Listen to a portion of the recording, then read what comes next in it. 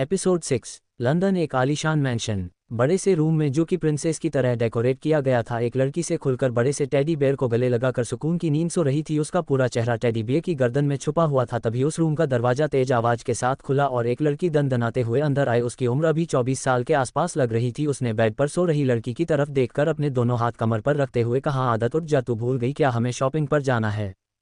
Disclaimer, यह कहानी काल्पनिक है। इसमें दर्शाए गए सभी पात्र काल्पनिक है। इसे मनोरंजन के लिए बनाया गया है और आप हमारे इस चैनल पर देख रहे हैं जिसका नाम टोबीरामा संजू नॉवल स्टोरी है। अब आते हैं स्टोरी पर। स्टोरी पर आने से पहले एक बार वीडियो को लाइक कर दो।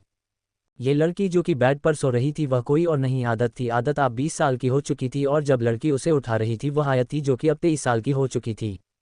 आयत के बार बार उठाने के बाद भी आदत नहीं उठ रही थी। ये देखकर आयत ने कहा, आदत मैं लास्ट टाइम कह रही हूँ उठ जा, वरना उसके बाद जो कुछ भी होगा तुम मुझे कुछ मत कहना। इस बार भी आदत ने अपनी आंखें नहीं खोली और सुकून से टेडी बेयर की में अपना मुंह छुपाकर सो गई। आयत ने जैसे ही आदत की हरकत देखी उसने कहा, तुझे सबक सिखाना ही होगा। इतना कहकर वह बेड पर कूद गई और उसने आदत को गुदगुदी लगना शुरू कर दिया। सो रही थी वह नींद में ही हंसने लगी। हंसते हुए ही उसकी नींद खुल गई। उसने कहा, दीदी छोड़ो, सोने दो हमें प्लीज, सोने दो, कहते हुए खिलखिलाकर हंस रही थी। आदत की बात सुनकर भी आयत ने उसे गुदगुदी लगाना बंद नहीं किया। अब आदत की नींद खुल चुकी थी। उसने कहा, दीदी यह क्या है, कहते हुए वह अंगड़ाई लेकर उठकर बैठ गई। आदत जो दिखने में किसी प्रिंसेस से कम नहीं थी। उसकी बड़ी बड़ी काली आंखें, उसकी गहरी घनी पलकें, उसके पिंक गुलाबी लिप्स और उसकी फेयर स्किन जो कि उसे और भी ज़्यादा ब्यूटीफुल बनाती थी। वह दिखने में इतनी खूबसूरत और मासूम थी कि अगर कोई भी उसे देख तो बस देखता ही रह जाए। आदत ने कहा, वेरी बैड दीदी, आज संडे है ना, मुझे सोने क्यों नहीं दिया, कहते हुए वह मुंह बनाकर बैठ गई। इस वक्त वह बहुत क्यूट लग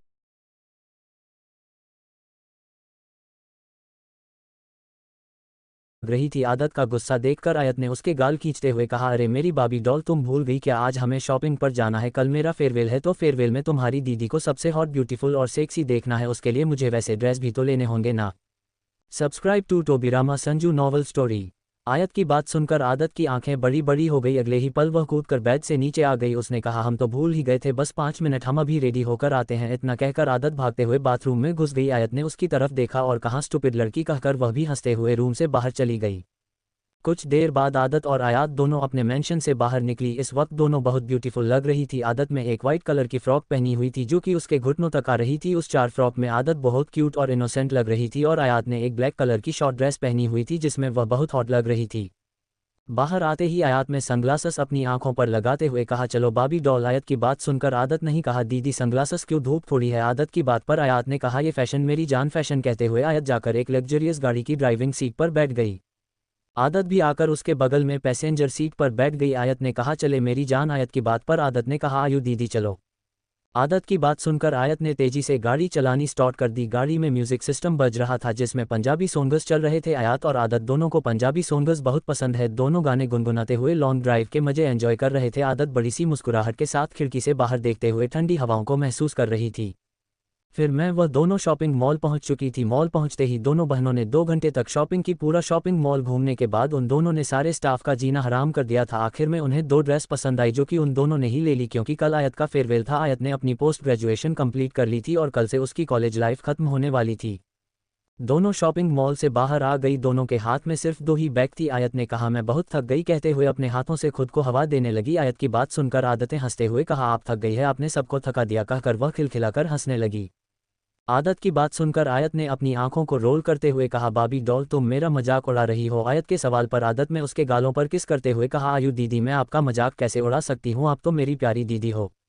आदत की बात सुनकर आयत का, अच्छा अब चलो हमें जल्दी से घर जाना है क्योंकि मुझे अपनी ब्यूटी स्लिप का भी तो ध्यान रखना है ताकि कल सारे लड़के मुझे देखकर पागल हो जाए। आयत की बात सुनकर आदत ने हंसते हुए कहा, वह तो वैसे भी होंगे दीदी, आखिर आप हो जो इतनी ब्यूटीफुल। आदत की बात पर आयत ने एटीट्यूड से कहा, बिल्कुल आयत, माथुर के सामने कोई टिक सकता है, भला बोल मेरी जान। आदत ने हंसते हुए कहा, बिल्कुल नहीं मेरी जान, कोई नहीं टिक सकता। आयत, माथुर सबसे अलग है, सबसे अलग, सिंगल पीस।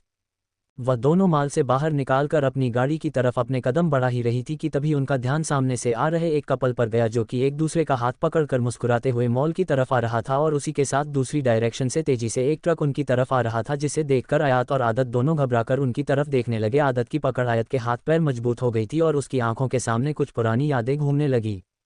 वही आयत ने चिल्लाते हुए कहा, अंकल आंटी साइड हो जाए, पर तब तक देर हो चुकी थी, अपने को टक्कर मार दी थी और वह दोनों उछालकर रोड के बीचों बीच गिर चुके थे और इसी के साथ वहां पर काफी सारे लोग भी जमा हो चुके थे। वही आदत जो कि आयत का हाथ पकड़कर खड़ी थी, वह खड़े खड़े ही पसीने से भीग चुकी थी, उसकी आंखों से आंसू निकल रहे थे और वह धीरे धीरे कुछ बड़बड़ा रही थी। आयत का ध्यान इस वक्त आदत पर नहीं था, वह सामने उन दोनों लोगों की तरफ देख रही थी, उसकी आंखों में भी आंसू आ गए थे। तभी उसे महसूस हुआ कि कोई गहरी गहरी सांस ले रहा है। आयत ने पलट कर देखा तो इस वक्त आदत गहरी गहरी सांस लेते हुए खून खून मैंने कुछ नहीं किया, मैंने कुछ नहीं किया, यही सब बोल रही थी। Subscribe to Tobirama Sanju novel story. वही रोड की दूसरी तरफ एक शख्स इस वक्त गाड़ी की पिछली सीट पर बैठकर रोड के बीचों बीच गिरे उन दोनों की लाशों को देख रहा था, जिसे देखकर उसकी आंखों के सामने एक 19-20 साल का लड़का दो डेड बॉडी के पास घुटनों के बल बैठकर रोते हुए नजर आ रहा था, जिसे देखकर उसने कहा, बहुत जल्दी आपके कातिलों को सजा देकर रहूंगा मॉम डैड। एपिसोड 7। एक्सीडेंट की वजह से वहां पर काफी भीड़ इकट्ठा हो गई थी। वही आयत घबराते हुए आदत को संभालने की कोशिश कर रही थी, जो कि इस वक्त पसीने से तारबतर हो चुकी थी और गहरी गहरी सांस लेते हुए एक ही बात बड़बड़ा रही थी, मैंने कुछ नहीं किया खून, मैंने कुछ नहीं किया, डैडी बचाओ डैडी बचाओ। आदत को इस तरह से बर्ताव करते हुए देखकर आयत ने घबराते हुए कहा, आदत संभालो खुद को। पर आयत की आवाज़ तो जैसे आदत के कानों में पड़ ही नहीं रही थी। आया अपने घबराते हुए उसे मजबूती से पकड़ लिया, पर आदत अभी भी सूखे पत्ते की तरह कांप रही थी। वही रोड की दूसरी तरफ खड़े इंसान को एक्सीडेंट स्पॉट से कुछ दूरी पर वह दोनों लड़कियां, जो कि कोई और नहीं आयत और आदत थी, दोनों नजर आ रही थी। उसे आयत का चेहरा नजर आ रहा था, पर आदत का चेहरा बालों की वजह से छुपा हुआ था। उसे देखकर उसके चेहरे पर अजीब से एक्सप्रेशन आ रहे थे। तभी ड्राइवर ने कहा, सर हमें देर हो रही है, क्या मैं यहाँ से गाड़ी आगे बढ़ाऊँ? उसके इतना कहते ही उस इंसान ने अपनी आंखें बंद की और कहा, चलो यहाँ से। Subscribe to Tobirama Sanju novel story. अपने बॉस को ऑर्डर मिलते ही ड्राइवर ने वहां से आगे बढ़ा दी। वही आयत ने आदत को जैसे तैसे गाड़ी की पैसेंजर सीट पर बैठा दिया और सीट बेल्ट लगाकर खुद ड्राइविंग सीट पर बैठ गई। इस वक्त उसकी खुद की भी हालत खराब थी। आदत अभी भी एक ही बात रिपीट कर रही थी और उसके साथ से तेज हो रही थी। आयत ने अपने आंसू साफ करते हुए कहा, आदत शांत हो जा, हम जल्दी डॉक्टर के पास पहुंच जाएंगे। कहते हुए उसने तेजी से गाड़ी आगे की तरफ बढ़ा दी। कुछ देर बाद अस्पताल के कॉरिडोर में आयत परेशानी से चक्कर काट रही थी। डॉक्टर अंदर आदत को चेक कर रहे थे। आयत की आंखों से लगातार आंसू निकल रहे थे। उसने खुद से कहा, 1 साल बाद फिर से ये सब हो रहा है, क्या मुझे अंकल को बताना चाहिए? कहते हुए उसने अपना मोबाइल निकला। उसकी हिम्मत नहीं हो रही थी कि वह आदित्य को इस बारे में बता सके। 5 साल पहले आदत के साथ आयत भी लंदन शिफ्ट हो गई थी और दोनों 5 साल से लंदन में ही स्टडीज़ कर रही थी। आज तक वह दोनों वापस इंडिया नहीं गई थी। उसे आज भी याद था कि आदित्य ने बस उसे एक बात कही थी कि उसे आदत का ध्यान रखना है। उसे नहीं पता था कि आदत को कभी कभी क्या हो जाता है, पर आदत की कंडीशन कभी कभी इतनी खराब हो जाती थी कि आयत उसे संभाल नहीं पाती थी। आयत अभी यह सब सोच रही थी कि तभी वार्ड का दरवाजा खोलकर डॉक्टर बाहर है। डॉक्टर के बाहर आते ही आयत दौड़कर डॉक्टर के पास आई। उसने कहा, डॉक्टर आदत कैसी है? आयत का सवाल सुनकर डॉक्टर ने उसकी तरफ देखा और कहा, आप मेरे साथ मेरे केबिन में चलिए। कुछ देर बाद आयत परेशानी से डॉक्टर की तरफ देख रही थी। डॉक्टर ने गहरी सांस ली और कहा, उन्हें पैनिक अटैक आया था और यह कोई नॉर्मल पैनिक अटैक नहीं था। अगर उन्हें थोड़ी देर हो जाती तो उनके साथ कुछ भी हो सकता था। क्या आप मुझे बता सकती है कि इन्हें पैनिक अटैक कब से आ रहे हैं? डॉक्टर का सवाल सुनकर आयत ने कहा, सर आज से 5 साल पहले 2-3 बार आए थे। इनफैक्ट उसे टाइम पर काफ़ी टाइम आते थे और फिर साइकेट्रिस्ट के साथ काउंसलिंग होने बाद इसे अटैक्स आना बहुत कम हो गया था और धीरे धीरे अब बिल्कुल बंद हो गए थे। बट इतने टाइम बाद दोबारा क्यों आ रहे हैं डॉक्टर? आयत के सवाल पर डॉक्टर ने कहा, साइकेट्रिस्ट से काउंसलिंग क्या हुआ है उनके साथ, आपको कुछ पता है? डॉक्टर के सवाल पर आयत ने कहा, ना doctor, I don't know about anything, but मेरी अंकल को जरूर पता होगा, मैं अभी अंकल को कॉल करती हूँ। इतना कहकर आयत ने आदित्य का नंबर डायल किया। 2-3 बार कॉल करने के बाद भी आदित्य ने कॉल नहीं उठाया। आखिर में आयत ने परेशान होते हुए कहा, रहे हैं? आयत के चेहरे पर परेशानी देखाकर डॉक्टर ने कहा, डोंट वरी, परेशान की कोई बात नहीं है, फिलहाल वह बेहोश है, कुछ टाइम बाद होश आ जाएगा। बट ध्यान रखिए अगली बार ऐसा नहीं होना चाहिए। अगर बार बार ये दोबारा उन्हें आना स्टार्ट हो गया तो उनकी कंडीशन पहले की तरह खराब हो जाएगी। डॉक्टर की बात सुनकर आयत ने अपना सर हिलाया और अपने आंसू साफ करके आदत के वार्ड में जाकर उसके बगल में स्टॉल पर बैठकर उसके मासूम से चेहरे को देखने लगी। इस वक्त आदत का चेहरा सफ़ेद लग रहा था, जिसे देखकर आयत ने कहा, क्या हुआ था तेरे साथ जिस वजह से अंकल ने तुझे यहाँ भेज दिया? क्यों वह किसी को कुछ नहीं बता रहे हैं? क्या हुआ था? आदत कहते हुए वह आदत की हथेली को अपने हाथ में लेकर आंसू भरी आंखों से आदत के चेहरे को देखने लगी। दूसरी तरफ एक बड़े से आलीशान ऑफिस के सामने, जिस पर बड़े बड़े अक्षरों में लिखा हुआ था लूथरा अंपायर, एक लग्जरियस गाड़ी आकर रुकी। गाड़ी से बाहर आया और उसने पिछली सीट का दरवाजा खोला। ड्राइवर के दरवाजा खोलते ही एक हैंडसम शख्स, जिसकी उम्र 25-26 साल लग रही थी, बाहर आया। इस वक्त उसने अपनी आंखों पर सनग्लासेस लगाए हुए थे। उसकी स्किन फेयर थी, चेहरे पर हल्की दाढ़ी थी, जो कि उसे और भी ज़्यादा हैंडसम लुक देती थी। वह दिखने में किसी हॉलीवुड हीरो से कम नहीं था। उसे देखते ही गेट पर मौजूद सिक्योरिटी गार्ड ने उसे सैल्यूट किया, पर उसने किसी पर ध्यान नहीं दिया और तेजी से अंदर आ गया। उसके अंदर आते ही फर्स्ट फ्लोर पर ऑफिस के सभी एम्प्लॉयज सिंसियर तरीके से काम करने लगे। वही सभी लड़कियां तो आंखें फाड़ फाड़ कर उसे देखने लगी। कभी कभी ही उन्हें ये सौभाग्य कभी कभी ही नसीब होता था जब वह अपने हैंडसम और क्रूएल बॉस को देख पाती थी। ये था द युवराज लूथरा।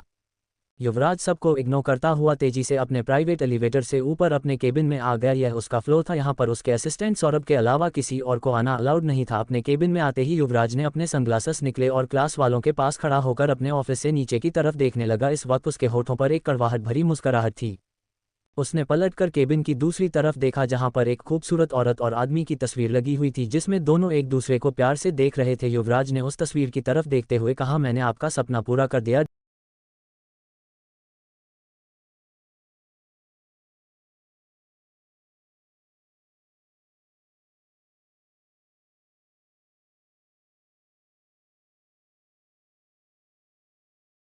डैड, आप चाहते थे ना एक दिन लूथरा अंपायर को दुनिया जाने। आज लूथरा अंपायर को दुनिया जानती है, पर मैं तक आप दोनों के कातिल को नहीं पकड़ पाए डैड। बट आई प्रॉमिस, बहुत जल्दी आपका कातिल मेरे डार्क विला में होगा। यह आपके युवी का आपसे प्रॉमिस है। कहते हुए युवी की आवाज़ काफ़ी डरावनी हो गई थी। तभी उसका मोबाइल बजने लगा। मोबाइल की आवाज़ सुनकर युवी ने अपना मोबाइल उठाया तो मोबाइल पर एक अननोन नंबर फ्लैश हो रहा था। Subscribe to Tobirama Sanju novel story. Yuvi ने कॉल उठाते हुए कहा, कुछ पता चला? युवी के इतना कहते ही दूसरी तरफ से किसी ने कुछ कहा जिसे सुनते ही युवी के चेहरे पर एक टेढ़ी मुस्कुराहट आ गई। उसने बेहद डरावनी तरीके से कहा, 5 मिनट में अभी वहां पहुंच रहा हूं। इतना कहकर वह तेजी से अपने केबिन से बाहर आ गया। कुछ देर बाद एक अंधेरे कमरे में युवराज अपने सामने रस्सी से बंधे एक आदमी के सामने बैठा हुआ था। उसके हाथ में एक शार्प नाइफ थी जिसे वह अजीब तरह से देख रहा था। उसने कहा, पहले और आखिरी बार पूछ रहा हूं, क्या तुम्हें उसके बारे में कुछ पता है? एक बात याद रखना, मुझे झूठ से सख्त नफरत है, सख्त नफरत।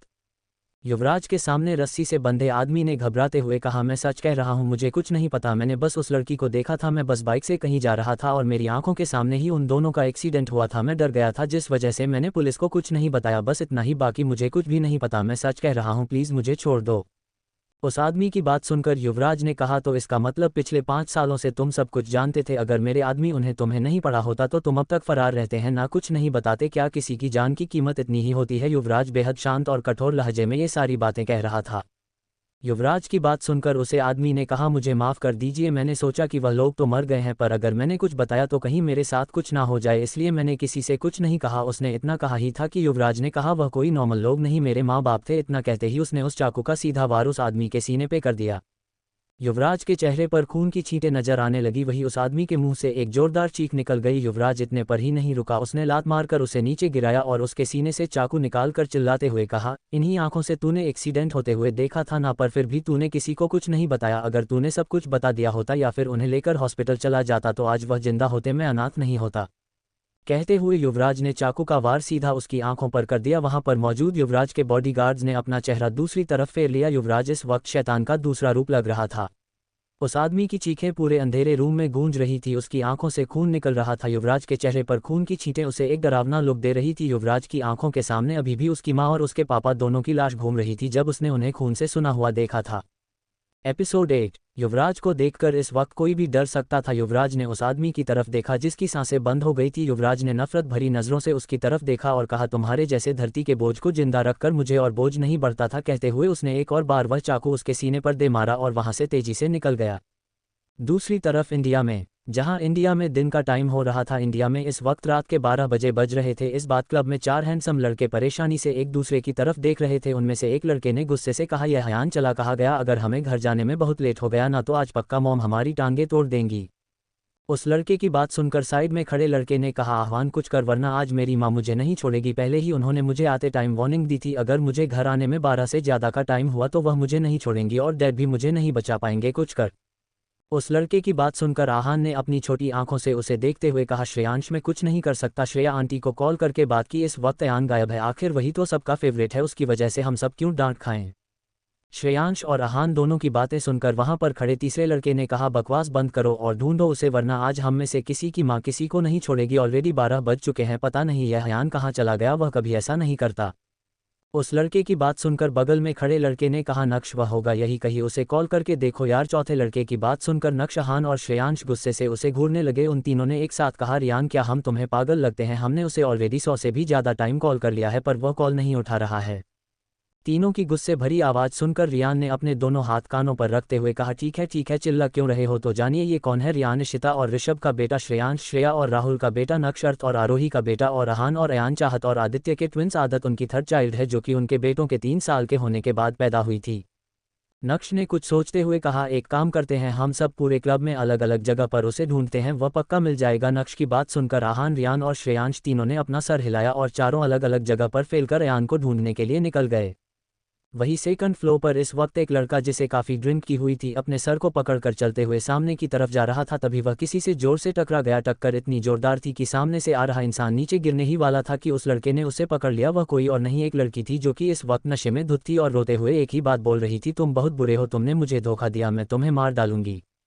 उस लड़की की बात सुनकर वह लड़का जिसने उसे कमर से पकड़ा हुआ था उसने उसे खड़ा करते हैं, ठीक से चला नहीं आता क्या, हटो यहाँ से, कहते हुए वह जाने ही वाला था कि उस लड़की ने उसे कॉलर से पकड़कर खींचते हुए कहा, तुम भी उसकी तरह ही हो, सारे लड़के एक जैसे होते हैं, सारे के सारे धोखेबाज होते हैं। Subscribe to Tobirama Sanju novel story. उस लड़की की बात सुनकर वह लड़का जो कि नशे में था उसने गुस्से से उसके हाथों को अपने कॉलर से हटकर उंगली दिखाते हुए कहा, don't you dare, Ayaan Kapoor नाम है मेरा, घटिया लड़कों के साथ मुझे कंपेयर करने की कोशिश भी मत करना वरना तुम्हारा नाम और निशान मिटा दूंगा। ये लड़का कोई और नहीं आदित्य और चाहत का बड़ा बेटा अयान है, दिखने में बिल्कुल आदित्य की परछाई और एटीट्यूड में भी बिल्कुल आदित्य की तरह। अयान की बात सुनकर वह लड़की जो कि नशे में थी उसने कहा, झूठ बोल रहे हो तुम, राहुल भी ऐसा ही कहता था पर उसने मुझे धोखा दिया, वह मुझे छोड़कर किसी और के साथ, कहते हुए वह लड़की अयान का कॉलर छोड़कर जमीन पर बैठकर फूट कर रोने लगी। उस लड़की को इस तरह से रोते हुए देखकर अयान नहीं इरिटेट, कहाँ क्यों गला फाड़ रही हो, कहते हुए अयान ने उसका हाथ पकड़कर उसे खड़ा किया और कहा, तुम स्टूपिड हो। अयान की बात उसने सुनकर वह लड़की रोते रोते चुप हो गई। उसने अपने गाल पर उंगली रखकर आज भरी आंखों से अयान की तरफ देखकर मासूमियत से कहा, नहीं हमारा नाम स्टूपिड नहीं है, हमारा नाम क्या है, कहते हुए वह अपनी आंखों को झटपा रही थी। इस वक्त नशे में होने की वजह से वह बहुत क्यूट लग रही थी। उसे इस तरह से बर्ताव करते हुए देखकर अयान ने इरिटेट, तुम एक नंबर की स्टूपिड हो, तुम्हें तुम्हारा नाम भी याद नहीं है। अयान की बात सुनकर वह लड़की दोबारा गला फाड़कर रोने लगी। उसने रोते हुए कहा, सब लोग मुझे स्टूपिड कहते हैं इसलिए सब मुझे छोड़कर चले जाते हैं, पहले मॉम चली गई, भाई भी मुझसे प्यार नहीं करते, कोई मुझसे प्यार नहीं करता, कोई भी नहीं, मैं जा रही हूँ सुसाइड करने, में भगवान के पास चली जाऊंगी, कहते हुए वह लड़की वहां से जाने को हुई कि अयान ने कहा, आर यू मैड, रुको, कहते हुए मजबूती से उसका हाथ पकड़ लिया। अयान के हाथ पकड़ने की वजह से उसे लड़की ने उसे दूर धक्का देते हुए कहा, छोड़ो मुझे, मुझे सुसाइड करना है, किसी को मुझे कोई मतलब नहीं है, मुझे नहीं जीना, छोड़ो मुझे, ये जालिम दुनिया मुझसे प्यार नहीं करती, छोड़ो, कहते हुए वह लड़की बार बार अयान को खुद से दूर धक्का दे रही थी। ये देखकर अयान ने गुस्से से उसे कमर से पकड़कर अपने कंधे पर उठा लिया और उसे कॉरिडोर के लास्ट में बने एक रूम के अंदर लेकर आ गया। रूम के अंदर जाकर अयान ने उसे नीचे उतार कर चिल्लाते हुए कहा, पागल हो तुम, सुसाइड करोगी, वह भी इसलिए क्योंकि किसी और ने तुम्हें धोखा दिया है। अयान की बात सुनकर वह लड़की और जोर जोर से रोने लगी। उसने रोते हुए कहा, हाँ क्योंकि मैंने सच्चा वाला प्यार किया था, शिद्दत वाला प्यार, और प्यार तो एक ही बार होता है ना, अब मुझे कभी प्यार नहीं मिलेगा, इसलिए मैं सुसाइड करूंगी, कहते हुए वह लड़की वहां से जाने लगी। ये देखकर अयान ने गुस्से से कहा, रुको यू इडियट, कहते हुए उसका हाथ पकड़ लिया पर फिर भी वह लड़की उसकी बात नहीं मान रही थी। अयान भी काफी नशे में था, उसे इस वक्त बहुत गुस्सा आ रहा था। अयान गुस्से से दोबारा उसे अपने कंधे पर उठकर बाथरूम में ले आया। उसने बाथरूम में लाकर उसे शावर के नीचे खड़ा कर दिया और शावर ऑन करके उसके सामने खड़ा हो गया। इस वक्त दोनों के ऊपर शावर का ठंडा पानी गिर रहा था। वह लड़की दिखने में काफ़ी खूबसूरत थी और नशे की वजह से उसका चेहरा लाल हो गया था। ठंडा पानी गिरते ही उसने अयान को मजबूती से पकड़ते हुए कहा, ठंड लग रही है। Subscribe to Tobirama Sanju novel story. उस लड़की के इस तरह से गले लगने की वजह से अयान को अजीब सा महसूस होने लगा, उसकी बॉडी रिएक्ट करने लगी। अयान ने उसने खुद से दूर करने की कोशिश करते हुए कहा, दूर रहो मुझे। अयान की बात सुनकर उस लड़की ने कहा, नहीं मैं तुम्हें नहीं छोड़ूंगी राहुल, बिल्कुल नहीं छोड़ूंगी, तुम सिर्फ मेरे हो। उस लड़की के मुंह से राहुल सुनकर अयान ने गुस्से से खुद से दूर करते हुए कहा, आई एम नॉट राहुल, मुझसे दूर रहो। उसने इतना कहा ही था कि उस लड़की ने कहा, तुम कोई भी हो बट आई वॉन्ट यू, कहते हुए उसने आगे बढ़कर अयान के होठों पर अपने होंठ रख लिए और उसे किस करने लगी। अचानक से उसके होठों को अपने होठों पर उस लड़क के होठ महसूस करके अयान की आंखें हैरानी से बड़ी हो गई। वह लड़की तो अपनी दोनों बाहें उसके गले में डालकर उसे पैशनेटली किस कर रही थी। अयान उसे खुद से दूर करने की कोशिश कर रहा था पर वह लड़की उसे छोड़ ही नहीं रही थी। धीरे धीरे अयान भी उसकी किस में बहकते हुए उसे किस बैक करने लगा। एपिसोड 9। अयान और वह लड़की इस वक्त शावर के पानी के नीचे खड़े होकर एक दूसरे को पैशनेटली किस कर रहे थे। अयान भी उसे किस करने में पूरी तरह से बेहक चुका था। उसका एक हाथ उस लड़की की पीठ पर चल रहा था। उसकी ड्रेस काफ़ी शॉर्ट थी जिस वजह से अयान उसकी बॉडी के हर एक कर्व को महसूस कर पा रहा था। वह लड़की अयान को ऐसे किस कर रही थी जैसे अयान को पूरा निगल जाएगी। काफ़ी देर तक अयान उसे इसी तरह से किस करता रहा जब उसे लगा कि अब वह लड़की और सांस नहीं ले पाएगी। अयान ने उसे आज़ाद किया। अयान के छोड़ते ही वह लड़की गहरी गहरी सांस लेने लगी। उसका चेहरा इस वक्त टमाटर की तरह लाल हो गया था। अयान को अब जाकर एहसास हुआ कि उसने क्या किया है। उसने उसे खुद से दूर करते हुए कहा, तुम जल्दी से बाहर आ जाओ और जहां जाना है चली जाओ। कहते हुए अयान बाहर जाने ये देखकर उसे लड़की ने पीछे से अयान को अपनी बाहों में भरते हुए कहा, प्लीज डॉन टीगो। कहते हुए उसकी आवाज़ रुवासी हो गई। उसकी आवाज़ सुनकर अयान ने अपनी आंखें बंद की और खुद को कंट्रोल करने की कोशिश करने लगा। उस लड़की की आवाज़ में कुछ अलग ही जादू था जो कि अयान को उससे दूर जाने से रोक रहा था। अयान ने कहा, लेट मी गो, छोड़ो मुझे। उस लड़की ने अयान के सीने पर अपनी पकड़ मजबूत करके अपनी बेहद प्यारी और मासूमियत भरी आवाज़ में कहा, रोहन ने मुझे छोड़ दिया, उसे लगता है कि मैं बोरिंग हूँ, पता है क्यों? कहते हुए उसने कहा, क्योंकि मैंने उसके साथ इंटीमेट होने से मना कर दिया। कहते हुए वह लड़की फूट फूट कर रोने लगी। Subscribe to Tobirama Sanju novel story. उस लड़की की बात सुनकर अयान, जो कि अभी भी हल्के नशे में था, उसने पलटकर उसे लड़की का चेहरा अपने हाथों में भरकर गुस्से से कहा, तुम इतनी इडियट कैसे हो सकती हो? अगर कोई लड़का तुमसे नहीं बल्कि तुम्हारा जिस्म से प्यार करता है तो तुम ऐसे लड़के के लिए रो भी कैसे सकती हो? क्या तुम्हें अभी भी समझ नहीं आया? वह तुमसे नहीं बल्कि तुम्हारी बॉडी से प्यार करता था। अयान की बात सुनकर वह लड़की अपनी मासूमियत भरी आंखों से उसकी तरफ देखने लगी। उसने कहा, पर प्यार तो एक ही बार होता है ना, और हमने तो सच्चा वाला प्यार किया था, उसने नहीं किया था तो हम क्या करें? कहते हुए वह दोबारा रोने लगी। ये देखकर अयान ने आगे बढ़कर उसके होठों पर अपने होंठ रख दिए। अयान के होंठ रखते ही वह लड़की अपनी बड़ी बड़ी आंखों से अयान को देखने लगी। अयान ने उसे हल्के से चूमकर छोड़ते हुए कहा, स्टूपिड गर्ल। अयान के मुंह से खुद के लिए स्टूपिड गर्ल सुनकर उसे लड़की ने कहा, हम स्टूपिड नहीं है, हम बहुत इंटेलिजेंट है। कहते हुए वह लड़की बहुत क्यूट लग रही थी। अयान ने कहा, रोना बंद करो और अपने घर चली जाओ। अयान की बात सुनकर वह लड़की दोबारा रोने लगी। उसे इस तरह से रोते हुए देखकर अयान ने इरिटेट होते हुए कहा, क्या हुआ है तुम्हें? अयान की बात सुनकर उस लड़की ने कहा, मुझे वह करना है। उसकी बात सुनकर अयान ने कहा, क्या करना है बताओ? अयान के इतना कहते हैं वह लड़की अपने नाखून चबाने लगी और अपनी छोटी छोटी आंखों से अयान की तरफ देखने लगी। अयान ने कहा, बोलो कुछ। वह दोनों अभी भी गिले थे और दोनों की बॉडी से पानी गिर रहा था। उस लड़की का नशा अभी भी कम नहीं हुआ था, वही अयान भी ज़्यादा ड्रिंक करने की वजह से हल्के नशे में ही था। उसकी ने अपनी बिल्ली जैसी आंखों से अयान की तरफ देखकर धीरे से कहा, हमारे पास आओ, हमें शर्म आती है, फिर हम बताएंगे। उसकी बहुत सुनकर अयान ने इरिटेट होकर उसकी तरफ देखा और धीरे से उसके चेहरे के करीब आ गया। उस लड़की ने अयान के कान में धीरे से कुछ कहा जिसे सुनकर अयान की आंखें हैरानी से बड़ी हो गई। अयान ने उसे खुद से दूर करते हुए कहा, यू इडियट, बकवास बंद करो और चुपचाप अपने घर जाओ। अयान के चिल्लाने की वजह से वह लड़की फिर से रोने लगी। उसने रोते हुए कहा, ठीक है, हम बाहर जा रहे हैं, हम किसी के साथ भी आज वह करके ही रहेंगे। उसने कहा कि हम किसी काम के नहीं हैं, हम यूजलेस हैं। हम उसे बात कर रहेंगे कि हम यूजलेस नहीं है, क्या हम खूबसूरत नहीं है? बोलो। कहते हुए वह लड़की अपनी छोटी छोटी आंखों से अपनी आंसू साफ करने लगी। उसकी की बात सुनकर अयान ने कहा, देखो मेरी बात समझने की कोशिश करो, तुम जो बोल रही हो इसके बाद तुम्हारी जिंदगी पूरी तरह से बदल जाएगी। तुम समझ नहीं पा रही हो कि तुम अपने साथ क्या कर रही हो? अभी तो तुम्हारी उम्र भी काफ़ी कम लग रही है, कितने साल की हो तुम? अयान का सवाल सुनकर वह लड़की मुंह बनाकर अयान को देखने लगी। उसने अयान के हाथों को अपने कंधों से हटकर गुस्से से कहा, हम 21 के हैं, हम छोटे बच्चे नहीं हैं, हम जा रहे हैं अपने लिए किसी और को ढूंढने, क्योंकि आज हम वह करके ही रहेंगे। उसने कहा कि यह करने के बाद हम बड़े बन जाते हैं और हमें बड़ा बनना है। कहते हुए वह लड़की तेजी से बाथरूम से बाहर चली गई। अयान उसे रोक पाता इससे पहले ही वह लड़की बाथरूम से बाहर चली गई थी। अयान ने गुस्से से कहा, स्टूपिड। कहते हुए वह बाहर आया, तब तक वह लड़की रूम का दरवाजा खोलकर बाहर चली गई थी। अयान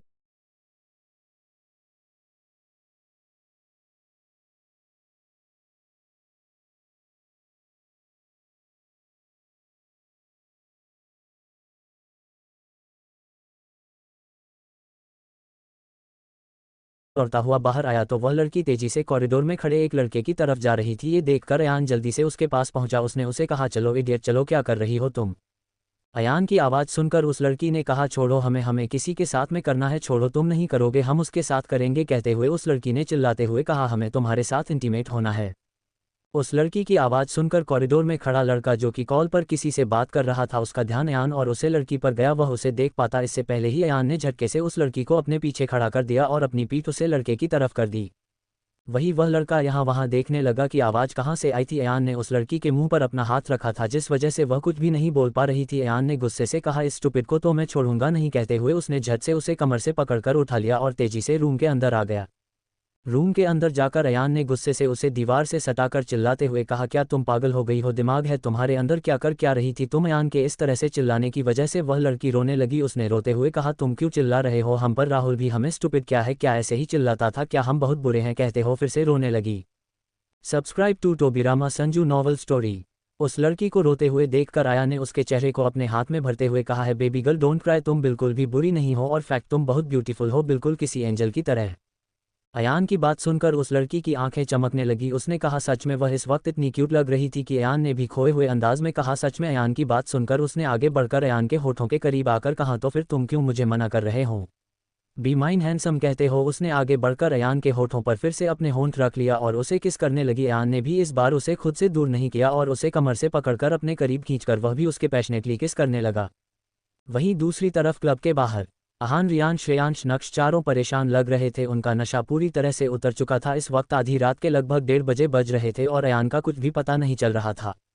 श्रेयांश ने कहा, कहीं ऐसा तो नहीं कि अयान किसी के साथ इलू इलू कर रहा है। श्रेयांश की बात सुनकर अहान, रियान और नक्श उसे गुस्से से घूरने लगे। तभी श्रेयांश को अचानक से कुछ याद आया। उसने कहा, मैं कैसे भूल सकता हूँ, वह किसी और के साथ कैसे जा सकता है अपनी उस चुड़ैल गर्लफ्रेंड को छोड़कर।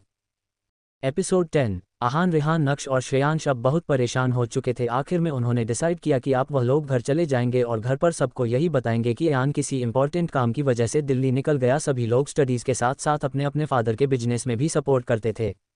वही क्लब के अंदर रूम में काफ़ी देर तक अयान और वह लड़की एक दूसरे को किस करते रहे। जब दोनों को ही सांस लेने में दिक्कत हुई, दोनों एक दूसरे से अलग हुए। दोनों ही गहरी गहरी सांस ले रहे थे। वह लड़की अपनी नशे भरी आंखों से अयान के चेहरे को देख रही थी। उसने बहुत ही प्यारी और मासूमियत भरी आवाज़ में कहा, मैं ब्यूटीफुल हूँ ना, तो प्लीज़ बस आज की रात मेरे बन जाओ।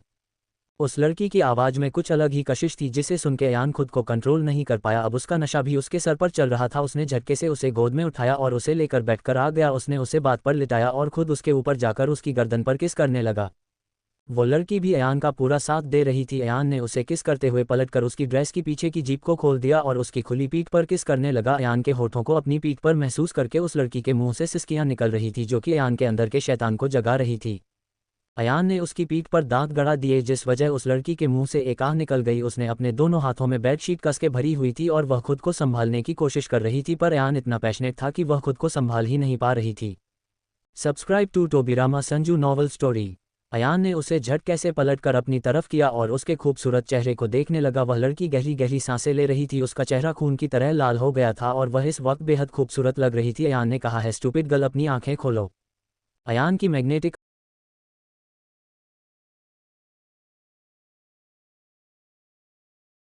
आवाज़ सुनकर उसने अपनी आंखें खोली और अयान को देखने लगी। अयान ने उसके कानों के बेहद करीब आकर अपनी गर्म सांस छोड़ते हुए कहा, क्या सच में तुम ये चाहती हो? बाद में तुम्हारे पास पछताने का कोई मौका नहीं होगा। अयान की बात सुनकर उस लड़की ने अपनी प्यारी प्यारी आंखों से अयान की तरफ देखा और अपनी मासूमियत और नशे भरी आवाज़ में कहा, हमें सच में वह सब करना है, प्लीज़ हमें बहुत सारा प्यार करो ना, जैसे राहुल उस मलाइका को कर रहा था। कहते हुए उसकी आंख से एक आंसू की बूंद उसके गाल पर आ गई। उसकी आंखों में आंसू देखकर अयान ने उसकी आंखों पर अपने होंठ रखते हुए कहा, बेबी गर्ल डॉन टीक्राई, आज मैं तुम्हें इतना प्यार करूंगा कि तुम अपने राहुल को पूरी तरह से भूल जाओगी। कहते हुए अयान ने उसकी ड्रेस को उसके कंधों से नीचे किया और उसके गोरे कंधे पर किस करने लगा। अयान किस करने के साथ बाइट भी कर रहा था जिस वजह से वो लड़की आहें भर रही थी। उसकी आवाज़ से पूरे रूम में गूंज रही थी। उसकी आवाज़ सुनकर अयान अपना कंट्रोल पूरी तरह से खो चुका था। उसने झटके से उसकी ड्रेस को उसकी बॉडी से अलग कर दिया और उसकी खूबसूरत बॉडी को देखने लगा। ऐसा वक्त वह सिर्फ अपने ब्लॉक इनर्स में बेड पर लेटी हुई थी। उसकी बॉडी देखकर अयान की बॉडी गर्म हो चुकी थी। अयान ने गहरी सांस ली और उसकी गर्दन से होता हुआ धीरे धीरे उसके क्लीवेज तक अपने हाथ चलाने लगा। उस लड़की ने गहरी गहरी सांस लेना शुरू कर दिया। उसने अपने हाथों को अयान के बालों में डालकर उसके बालों को मुट्ठी में पकड़ लिया और सिसकियां भरने लगी। अयान ने उसकी इनर को भी उसकी बॉडी से अलग कर दिया और उसके सीने पर किस करने लगा। अयान के हाथों और उसके होठों को अपने सीने पर महसूस करके वो लड़की बुरी तरह से मचल रही थी। वह ये फीलिंग्स लाइफ में पहली बार महसूस कर रही थी। उसने खुद को कंट्रोल करने के लिए अपने होठों को काटना शुरू कर दिया, पर फिर भी वह को कंट्रोल नहीं कर पा रही थी। उसकी इस तरह से अपने पैर पटकते हुए देखकर अयान के चेहरे पर तिरछी मुस्कुराहट आ गई। अयान ने उसके होठों के बेहद करीब आकर कहा, क्या हो रहा है baby girl, what are you feeling? Ayaan की बात सुनकर वह लड़की गहरी गहरी सांस लेने लगी। उसने बेहद मदहोशी भरी आवाज़ में अपनी क्यूट सी वॉइस में कहा, हमें बहुत गुदगुदी हो रही है, हमें अजीब सा लग रहा है, हमें बहुत गर्मी लग रही है, प्लीज़ कुछ करो ना हैंडसम। उसकी बातें सुनकर अयान ने उसके होठों पर हल्के से किस करते हुए कहा, अब मैं तुम्हें बहुत प्यार करूंगा, इतना कि तुम्हें कुछ भी अजीब नहीं लगेगा। कहते हुए अयान ने अपने भी कपड़े अपनी बॉडी से अलग किए और उसके हाथ अपने सीने पर रख दिए। उसके नाजुक नाजुक हाथों को अपने सीने पर महसूस करके अयान का और हंस कंट्रोल भी छूट गया। उसने उसकी गर्दन से लेकर क्लीवेज और उसकी पूरी बॉडी पर अपने होंठ चलते हुए कहा, अब तुम रेडी हो जाओ बेबी गर्ल, क्योंकि अब मैं पूरी तरह से तुम्हें अपना बनाने वाला हूँ। अयान की बात सुनकर उस लड़की ने सुमित से अपनी गर्दन हिला दी, जिसे देखकर अयान ने कहा, आज से और आपसे तुम सिर्फ मेरी हो हमेशा के लिए। Subscribe to Tobirama Sanju novel story. Ayaan के ऐसा करते ही वह लड़की जो कि अब तक शांत थी जोर जोर से रोने लगी। उसने रोते हुए कहा, तुमने हमें मार डाला, हमें दर्द हो रहा है। उसे इस तरह से रोते हुए देखकर अयान ने हैरानी से उसकी तरफ देखा और कहा, तुम वजिन हो? अयान का सवाल सुनकर वह लड़की और जोर जोर से रोने लगी। उसे इस तरह से रोते हुए देखकर अयान समझ गया कि उसने जल्दबाजी में कुछ गलत कर दिया है। उसने उसके होठों पर अपने होठ रखकर उसे प्यार से शांत करते हुए, बेबी गर्ल शांत हो जाओ, मैं धीरे धीरे करूंगा, तुम्हें बिल्कुल दर्द नहीं होगा, ट्रस्ट में, तुम्हें बिल्कुल दर्द नहीं होगा। अयान की प्यार भरी आवाज़ सुनकर वह लड़की शांत हो गई। उसने अपनी मासूमियत भरी नज़रों से अयान की तरफ देखा और कहा, सच में हम। अगर वीडियो अच्छी लगी तो वीडियो को like, share, comment and subscribe to Tobirama Sanju novel story. दर्द नहीं होगा ना? उसके सवाल पर अयान ने उसके प्यारे से चेहरे को देखा और कहा, सच में तुम स्ट्रांग हो ना? तुम्हें राहुल को साबित करना है ना कि तुम उसकी वजह से टूट नहीं सकती। अयान की बात सुनकर उसने कहा, ठीक है, कहते हुए उसने अयान के गले में अपनी दोनों बाहें डाल दी।